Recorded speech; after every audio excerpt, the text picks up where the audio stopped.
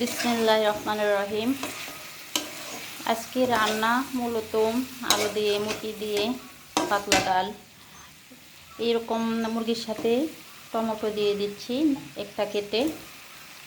টমেটোটা দিলে মুটির রান্নাটা আমার কাছে কিছুটা ভালো লাগে। রমজান যেহেতু, তাই বেশি একটা রান্না করতেছি না। রান্না করলেই দেখা যাচ্ছে খাওয়া যায় না। ভোর রাত্রে সন্ধ্যা রাত্রে যেটুকু খাওয়া যায় মাশাআল্লাহ এরকমই।